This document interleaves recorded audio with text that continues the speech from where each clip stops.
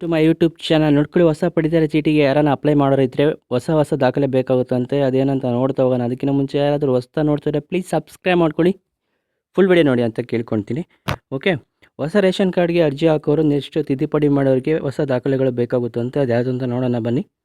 ಕರ್ನಾಟಕ ಸರ್ಕಾರ ration card ತಿದ್ದುಪಡಿಗೆ ತುಂಬ ಅವಕಾಶ ಕೊಡ್ತಾನೆ ಇದೆ. ಇವಾಗ ಯಾರನ್ನ ಮಾಡಿಸೋರಿದ್ರೆ ಮಾಡಿಸ್ಕೋಬೋದು. ಆಗಸ್ಟ್ 10ರವರೆಗೆ ಇದು ನಿಮಗೆ ಕೊನೆಯ ದಿನಾಂಕ ಆಗಿರುತ್ತೆ.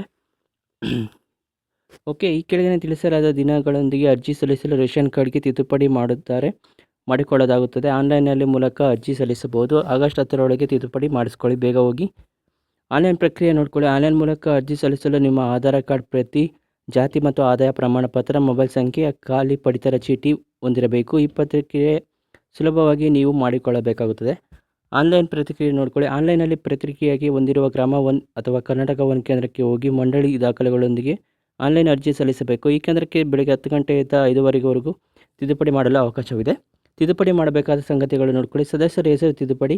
ರೇಷನ್ ಕಾರ್ಡ್ನಲ್ಲಿ ಯಾವುದಾದರೂ ಸದಸ್ಯರ ಹೆಸರಿನಲ್ಲಿ ತಪ್ಪುಗಳಿದ್ದರೆ ಅದನ್ನು ಸರಿಪಡಿಸುತ್ತಾರೆ. ನೆಕ್ಸ್ಟ್ ಮನೆ ಯಜಮಾನಿಯರ ಹೆಸರು ಬದಲಾವಣೆಗೆ ಮನೆ ಯಜಮಾನಿಯರ ಹೆಸರಲ್ಲಿ ಬದಲಾವಣೆ ಅಗತ್ಯವಿದ್ದರೆ ತಿದ್ದುಪಡಿ ಮಾಡಿಸಿಕೊಳ್ಬೋದು. ನೆಕ್ಸ್ಟ್ ಹೊಸ ಸದಸ್ಯರ ಸೇರ್ಪಡೆ ಆಗಿರ್ಬೋದು. ಯಾರನ್ನ ಹೊಸ ಮದುವೆಯಾಗಿರೋರನ್ನ ಸೇರ್ಪಡೆ ಮಾಡಿಸ್ಬೋದು. ಕುಟುಂಬದಲ್ಲಿ ಹೊಸ ಸದಸ್ಯರನ್ನು ಸೇರ್ಪಡಿಸ್ಬೋದು. ನೆಕ್ಸ್ಟ್ ವಿಳಾಸ ಬದಲಾವಣೆ ಮಾಡ್ಕೋಬೋದು. ಸ್ಥಳಾಂತರಗೊಂಡರೆ ಯಾರನ್ನ ಬೇರೆ ಊರಿಗೆ ಹೋದರೆ ಅಲ್ಲೂ ಕೂಡ ಹೊಸ ವಿಳಾಸವನ್ನು ನೇಮೀಕರಿಸಬಹುದು. ನೆಕ್ಸ್ಟ್ ಮೃತ ಯಾರನ್ನ ಮರಣ ಹೊಂದಿದ್ದವರು ಕೂಡ ಕುಟುಂಬದ ಸದಸ್ಯರಾದ ನಿಧನರಾದವರು ಕೂಡ ಹೆಸರನ್ನು ಚೇಂಜ್ ಮಾಡಿಸ್ಕೋಬೋದು, ಇಲ್ಲಾಂದರೆ ತೆಗೆದಾಕ್ಬೋದು, ಅವರ ಹೆಸರನ್ನು ತೆಗೆದಾಕ್ಬೋದು. ನೆಕ್ಸ್ಟ್ ಫೋಟೋ ಮತ್ತು ಬಯೋಮೆಟ್ರಿಕ್ ಅಪ್ಡೇಟ್ ಕೂಡ ಮಾಡ್ಬೋದು.